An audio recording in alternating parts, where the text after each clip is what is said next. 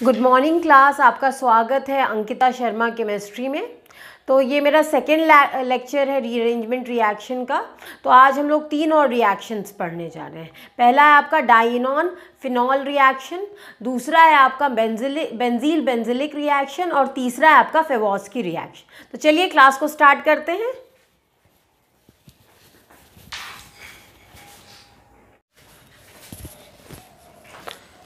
तो आइए हम लोग अपना पहला रीअरेंजमेंट रिएक्शन देखते हैं, जो कि डाइनॉन फिनॉल रिएक्शन या रीअरेंजमेंट। तो डाइनॉन, तो आप वर्ड समझ रहे हैं, डाइन, डाई का मतलब होता है 2 और इन का मतलब होता है डबल बॉन्ड, यानी यहाँ 2 डबल बॉन्ड होंगे। ठीक है, मैंने लिखा नहीं है ठीक से, यहाँ पे आप करेक्शन कर लीजिए, 2 डबल बॉन्ड। दूसरा है ऑन, ऑन यानी इसमें एक कीटोनिक ग्रुप अटैच होगा। तो इस रीअरेंजमेंट में होता क्या है, इस रीअरेंजमेंट में एक डाइनॉन जो है वो आपका फिनॉल में चेंज करता है। जैसे मैंने यहाँ एग्जांपल के लिए ले लिया, ये एक डाइनॉन है, इसको जब मैंने एसिड के प्रेजेंस में ट्रीट किया तो ये फिनॉल में चेंज हुआ। अब देखते हैं इसका मैकेनिज्म क्या है। तो ये आपका डाइनॉन है, गिवन कंपाउंड है जो कि एक डाइनॉन है, उसको आप H+ के प्रेजेंस में ट्रीट कीजिए तो H+ है। ठीक है, तो H+ क्या करेगा, ऑक्सीजन के लोन पेयर पे अटैक कर देगा। तो यहाँ OH आ गया, क्योंकि ऑक्सीजन ने अपना लोन पेयर दिया है इसलिए ऑक्सीजन पे पॉजिटिव चार्ज होगा।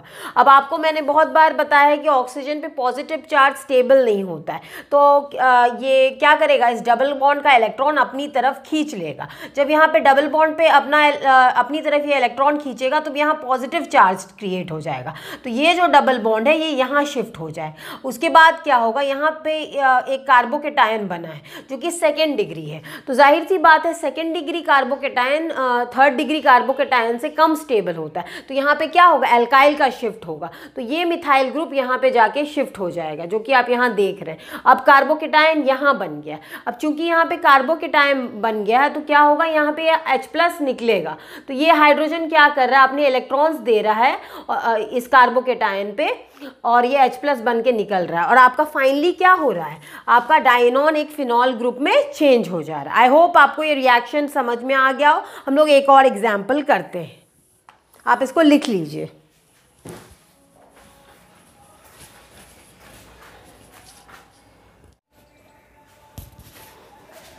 तो आइए हम लोग अपना डाइनॉन फिनॉल रिएक्शन का दूसरा एग्जाम्पल देते हैं और इसको सॉल्व करते हैं। तो मान लीजिए आपको इतना बड़ा कंपाउंड एग्जाम में आ जाता है तो आप घबराइए मत। सबसे पहले आप ये देखिए कि डाइनॉन है कहाँ।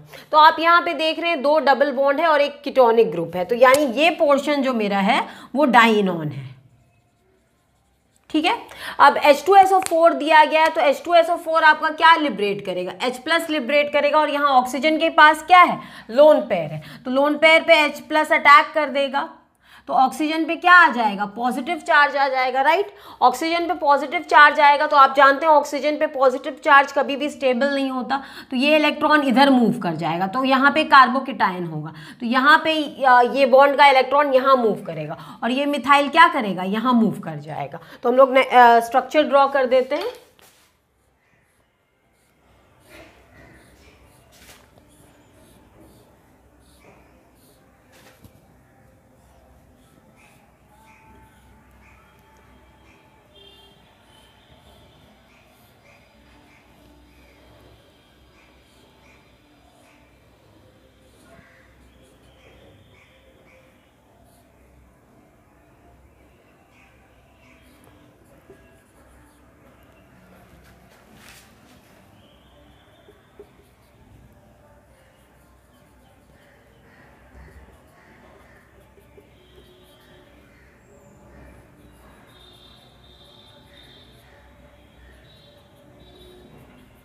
अब देखिए ये मिथाइल ग्रुप, जैसा कि मैंने आपको बताया, सबसे पहले H+ ने ऑक्सीजन पे अटैक किया तो यहाँ OH+ बन गया। तो इसका इलेक्ट्रॉन ऑक्सीजन पे कभी भी पॉजिटिव चार्ज स्टेबल नहीं होता, तो ये डबल बॉन्ड का इलेक्ट्रॉन वो अपनी तरफ खींच लेता है। यहाँ पे ये डबल बॉन्ड इस कार्बोकेटायन पे शिफ्ट हो जाता है और यहाँ पे इस मिथाइल का शिफ्ट होता है। तो जब यहाँ पे इस मिथाइल का शिफ्ट होता है तो यहाँ एक कार्बोकेटायन जनरेट होता है। तो अब क्या होगा, यहाँ एक हाइड्रोजन भी अटैच्ड है। अब ये हाइड्रोजन क्या करेगा, ये अपना इलेक्ट्रॉन दे देगा और ये H+ बन के निकल जाएगा। तो ये क्या हो जाएगा, ये आपका रिएक्शन कुछ ऐसा हो जाएगा और यहाँ पे डबल बॉन्ड आ जाएगा। तो ये आपका ये डाइनॉन से क्या बन गया, फिनॉल या एरोमेटिक कंपाउंड बन गया। तो हम लोग अगर आप बात करें तो डाइनॉल फिनॉल रिएक्शन को पिनिकॉल पिनोकॉल रिएक्शन का रिवर्स भी कहा जा सकता है, क्योंकि आपने पिनिकॉल पिनोकॉल रिएक्शन में देखा था जो OH ग्रुप था वो कार्बोनाइल में चेंज हो रहा है, और यहाँ आप क्या देख रहे हैं, जो कार्बोनाइल ग्रुप है वो आपका किस में चेंज हो रहा है, वो OH में चेंज हो रहा है। ठीक है, आप इसको नोट डाउन कर लें, ये मैंने एक्सप्लेन करने के लिए लिख दिया है, आप ये स्ट्रक्चर एरोज या ऐसा ना बनाएं। ठीक है, आप ये नोट डाउन कर लें, फिर हम लोग अपना अगला रिएक्शन करते हैं।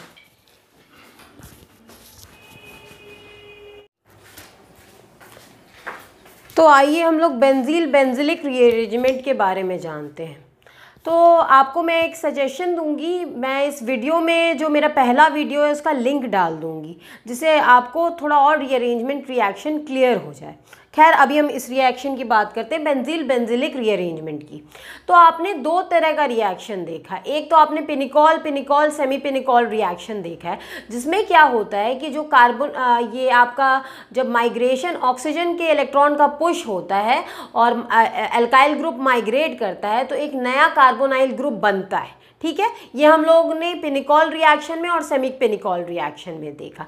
दूसरी चीज़ जो मैंने आपको जस्ट अभी पढ़ाई डाइनॉन फिनॉल रिएक्शन में, कि जब अल्काइल ग्रुप का माइग्रेशन होता है ऑक्सीजन के इलेक्ट्रॉन के पुश के कारण, तब बहुत बार ऐसा भी होता है कि कार्बोनाइल ग्रुप जो होता है वो डिस्ट्रॉय हो जाता है। अब यहाँ पे जो मैं रिएक्शन बताने जा रही हूँ बेंजील बेंजिलिक रिएक्शन, इसमें अल्काइल ग्रुप के माइग्रेशन से आपका कार्बोनाइल ग्रुप क्रिएट भी हो रहा है और कार्बोनाइल ग्रुप डिस्ट्रॉय भी हो रहा है। ठीक है, तो जानते हैं इस रिएक्शन को। In 1838 Justus von Liebig found that treating benzil क्या था, 1,2-diphenyl ethane 1,2-dienone with hydroxide gave after acid quench 2-hydroxy 2,2-diphenyl lactic acid which he called benzylic acid।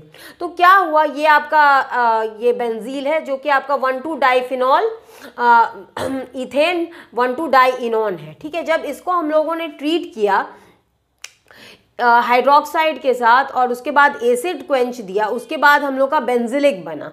Benzylic जो कि आपका पढ़ सकते हैं वो है 2-हाइड्रोक्सी 2,2-डाइफिनाइल लैक्टिक एसिड। तो आइए इसका मैकेनिज्म देखते हैं। सबसे पहले हम लोग चूंकि बेस के साथ ट्रीट कर रहे हैं तो यहाँ पे किसी भी कार्बोनाइल पोजीशन पे दिखा सकते हैं। तो यहाँ पे क्या हुआ है, ऑक्सीजन ज़्यादा इलेक्ट्रोनेगेटिव है तो वो क्या करेगा, इलेक्ट्रॉन को अपनी तरफ पुल कर लेगा। तो यहाँ क्या होगा, एक पॉजिटिव चार्ज क्रिएट हो जाएगा। तो ये आपका न्यूक्लियोफाइल है, वो क्या करेगा, कार्बोकेटायन पे या इलेक्ट्रोफाइल पे अटैक कर देगा। तो यहाँ पे अटैक हो गया OH का। अब क्या होगा, ये जो ऑक्सीजन पे नेगेटिव चार्ज है वो वापस से यहाँ डबल बॉन्ड बनाएगा। अब चूंकि ये डबल बॉन्ड बना रहा है तो ये फिनाइल ग्रुप क्या होगा, यहाँ पे माइग्रेट कर जाएगा, जो कि आप यहाँ देख रहे हैं। और ये ऑक्सीजन का इलेक्ट्रॉन यहाँ पे शिफ्ट कर गया है, जो कि O- होगा, लेकिन अब चूंकि आप जानते हैं कि इसको एसिड के साथ क्वेंच किया गया है, तो अब क्या होगा, जब यहाँ पे ये O- आ जाएगा तो H+ के प्रेजेंस में OH बना देगा। अगर आप इसको OH के साथ फिर से ट्रीट करते हैं तो ये जो आपका 2-हाइड्रोक्सी 2,2-डाइफिनाइल लैक्टिक एसिड बना है, अगर इसको आप फिर से अगर OH- के साथ ट्रीट करते हैं तो वो क्या करेगा, इस OH का हाइड्रोजन ले लेगा और ये डिप्रोटोनेशन हो जाए। अगर डिप्रोटोनेशन हो जाता है तो ये रिएक्शन इरिवर्सिबल हो रहा है, यानी जो आपका ये प्रोडक्ट फॉरवर्ड में बन रहा है वो वापस से बैकवर्ड का प्रोडक्ट नहीं देगा। ठीक है, आई होप ये आपको समझ में आ गया हो, प्लीज नोट इट डाउन।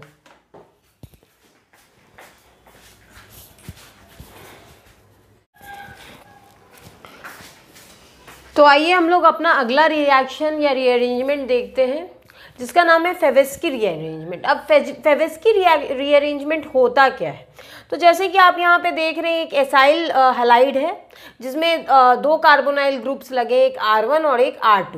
तो फेवेस्की रीअरेंजमेंट में होता ये है कि जो कार्बोनाइल ग्रुप जो है, जिसके एक साइड पे आपका अल्काइल ग्रुप लगा हुआ होता है, वो क्या करता है, उसके दूसरे साइड से अटैच हो जाता है आपका किसी भी अल्कोक्साइड के प्रेजेंस में। जैसे यहाँ मैंने R3O- लिया, तो R3O- क्या करेगा, ये कार्बोनाइल ग्रुप पे अटैक कर देगा, यहाँ कार्बोकेटायन हो जाएगा, O नेगेटिव हो जाएगा, तो यहाँ R3O प्लस हो गया।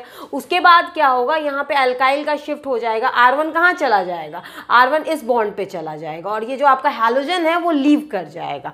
ठीक है, तो आप देख रहे हैं कि फेवोस्की रीअरेंजमेंट में अल्काइल का शिफ्ट हो रहा है कार्बोनाइल ग्रुप में from one side to another side. तो इससे हम लोगों को एक फ़ायदा ये होता है कि अगर हम लोग को हैविली ब्रांच्ड ईस्टर या कार्बोक्सिलिक एसिड बनाना है तो वो हम लोग फेवोस्की रीअरेंजमेंट के थ्रू बना सकते हैं। आप इसको नोट डाउन कर लें, उसके बाद मैं आपको एग्जाम्पल करवाती हूँ और क्लियर हो जाएगा। एक बार मैं स्टेटमेंट भी पढ़ के बता देती हूँ।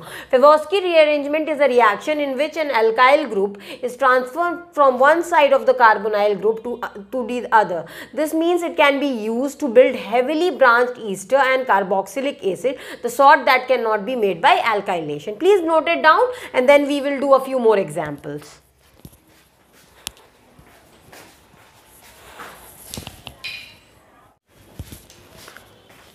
तो आइए फेवोस्की अरेंजमेंट का हम लोग एक एग्जाम्पल देखते हैं।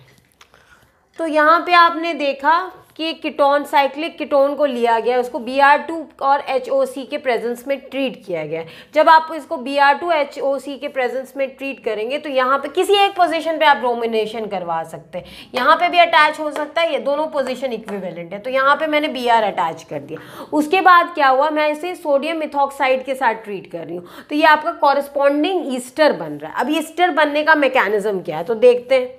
सबसे पहले आपका ये जो HOAC है या यहाँ से आप देख लें सोडियम मिथॉक्साइड है, तो ये क्या है, Na प्लस है और OMe माइनस है। तो ये OMe माइनस क्या करेगा, सबसे एसिडिक जो हाइड्रोजन होगा उसको अब्स्ट्रैक्ट कर देगा। तो यहाँ पे चूंकि कीटोनिक ग्रुप है तो ऑक्सीजन इलेक्ट्रॉन को अपनी तरफ पुल करेगा, तो ये वाला जो हाइड्रोजन होगा वो सबसे ज़्यादा एसिडिक होगा, तो वो क्या करेगा, ये मिथॉक्साइड आयन एब्स्ट्रैक्ट कर देगा। तो यहाँ पे चूंकि इसने एसिडिक हाइड्रोजन को एब्स्ट्रैक्ट किया तो वो अपना इलेक्ट्रॉन यहाँ दे देता है, यहाँ डबल बॉन्ड बन जाता है और ये ऑक्सीजन का जो ये डबल बॉन्ड है उसके इलेक्ट्रॉन ऊपर शिफ्ट हो जाते हैं। अब क्या होता है कि ऑक्सीजन वापस से अपना बॉन्ड यहाँ पे बनाता है और ये जो डबल बॉन्ड का इलेक्ट्रॉन है वो यहाँ पे आ जाता है और ये जो आपका Br जो कि एक अच्छा लीविंग ग्रुप है वो निकल जाता है। तो आप ये यहाँ पे देख रहे हैं, ये स्ट्रक्चर आप देख रहे हैं, ठीक है, ये बन गया। अब क्या है कि मिथॉक्साइड आयन तो कोई ज़रूरी नहीं है कि जो हम लोग रिएक्शन कर रहे हैं उसमें एक ही हो, बहुत सारे मोल्स रहते हैं, n moles of methoxide ion रहते हैं। तो जो दूसरा मिथॉक्साइड आयन होता है वो अगेन ये C double bond O carbonyl group पे यानी इस C प्लस पे अटैक करता है। ऑक्सीजन का अगर आप ये इलेक्ट्रॉन ऑक्सीजन पे मूव करते हैं तो यहाँ C प्लस आ जाएगा, तो उस पर क्या होगा, ये मिथॉक्साइड आयन अटैच हो जाएगा। ठीक है, उसके बाद क्या होगा, ये ऑक्सीजन जो है जब इस पे O नेगेटिव आएगा तो ये वापस से अपना बॉन्ड बनाता है। ये जब अपना बॉन्ड वापस से बनाता है तो क्या होता है, कि ये बॉन्ड यहाँ से खुल जाता है और यहाँ पे ये जो H है वो अटैच हो जाता है। ठीक है, और ये आपका क्या बन जाता है, CO2Me। आई होप आपको समझ में आ गया। मैं एक बार और एक्सप्लेन कर देती हूँ। सबसे पहले क्या हुआ, मैंने कीटोन लिया, उसको Br2 के प्रेजेंस में ट्रीट किया तो उसका ब्रोमिनेशन हो गया। किसी भी एक साइड पे आप ब्रोमिनेशन करवा सकते हैं, यहाँ पे करवा। उसके बाद क्या किया गया, इसको सोडियम मिथॉक्साइड के साथ ट्रीट किया गया। तो सोडियम मिथॉक्साइड के साथ ट्रीट किया गया तो क्या हुआ, मिथॉक्साइड आयन ने सबसे एसिडिक हाइड्रोजन ले लिया। उसके बाद क्या हुआ, यहाँ पे इलेक्ट्रॉन्स थे, उसने डबल बॉन्ड बना दिया। अब क्या हुआ, जो कार्बोनिल ग्रुप का इलेक्ट्रॉन्स था वो वापस से अपना डबल बॉन्ड बनाता है और ये जो इलेक्ट्रॉन होते यहाँ पे एक यहाँ पे अपना इलेक्ट्रॉन ट्रांसफर करते हैं और यहाँ पे एक बॉन्ड बना लेते हैं और जो Br है वो एक अच्छा लीविंग ग्रुप है वो निकल जाता है। अब क्या होता है, जैसा कि मैंने आपको बताया कि मिथॉक्साइड आयन ऐसा तो नहीं है कि रिएक्शन में एक ही है, बहुत सारे मोल्स रहते हैं। तो ये मिथॉक्साइड आयन क्या करता है, इस कार्बोनाइल ग्रुप पे अटैक करता है तो उसका इलेक्ट्रॉन यहाँ शिफ्ट हो जाता है, वापस से इसका इलेक्ट्रॉन आता है। वापस से जब इसका इलेक्ट्रॉन आता है तो क्या होता है कि यहाँ पे ये नेगेटिव चार्ज आ जाएगा, कार्बन आयन आ जाएगा। उसके बाद क्या होगा, ये हाइड्रोजन जो होगा इस ग्रुप से अटैच हो जाएगा और आपका ये कॉरेस्पॉन्डिंग जो ईस्टर है वो बन जाएगा। Please note it down. हम लोग फिर एक और एग्जांपल करते हैं।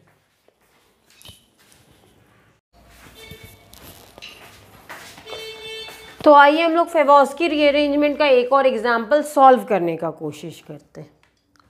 तो यहाँ पे आप देख रहे हैं कि ये मेरा क्वेश्चन है, ठीक है, और इसको मैं ये कॉरस्पॉन्डिंग एल्काइल एसाइल हैलाइड है और इसको मैं KOH के प्रेजेंस में ट्रीट कर रही हूँ। तो क्या होगा, KOH के प्रेजेंस में आप ट्रीट कर रहे हैं तो K प्लस और OH माइनस, यानी OH माइनस क्या है, एक न्यूक्लियोफाइल है। तो अब वो क्या करेगा, अगर ये न्यूक्लियोफाइल की तरह एक्ट करेगा तो आपको कार्बोकेटायन पर अटैक करेगा, लेकिन अगर आपका मान लीजिए एसिड बेस रिएक्शन है तो ये प्रोटॉन एक्सट्रैक्ट करेगा। तो OH माइनस यहाँ पे क्या कर रहा है कि जो सबसे एसिडिक प्रोटॉन है उसको एब्स्ट्रैक्ट कर रहा है। तो सबसे एसिडिक प्रोटॉन यहाँ पे, तो उसने ये एब्स्ट्रैक्ट कर दिया, तो यहाँ पे नेगेटिव चार्ज आएगा। वो क्या करेगा, वो यहाँ पे डबल बॉन्ड बनाएगा और कार्बोनाइल का इलेक्ट्रॉन ऊपर की तरफ शिफ्ट कर जाएगा। अब क्या है, ये जो डबल बॉन्ड का इलेक्ट्रॉन है ये वापस से कार्बोनाइल ग्रुप अपना इलेक्ट्रॉन यहाँ दे रहा है ताकि डबल बॉन्ड बना सके। उसके बाद क्या हुआ, ये जो इलेक्ट्रॉन है यहाँ पे बॉन्ड बनाता है और Cl चूंकि एक अच्छा लीविंग ग्रुप है तो वह चला जाता है। तो ये आपका कॉरेस्पॉन्डिंग कंपाउंड बना। अगेन अब इस पे OH माइनस का अटैक हो रहा है, तो OH माइनस का अटैक हुआ तो क्या हुआ, यहाँ OH माइनस अटैच हो गया। उसके बाद क्या हुआ, CO माइनस हो गया। अब क्या हुआ, ऑक्सीजन जो नेगेटिव चार्ज है वापस से अपना बॉन्ड यहाँ पे बना देता है, तो ये जो बॉन्ड है वो टूट जाता है। अब ये जो आपका KOH लिया गया वाटर के सोल्यूशन में ही लिया गया होगा, तो यहाँ वाटर से हम लोग क्या मिल जाएगा, H+ मिल जाएगा और H+ यहाँ पे अटैच हो जाएगा और यहाँ क्या हो जाएगा, COOH बन जाएगा। तो आप देख रहे हैं यहाँ एसाइल क्लोराइड से आपको क्या मिल रहा है, एसाइल क्लोराइड से आपको कार्बोक्सिलिक एसिड या फिर ईस्टर मिल रहा है। आप ये एग्जाम्पल नोट डाउन कर ले, मैं एक और एग्जाम्पल करवाती हूँ।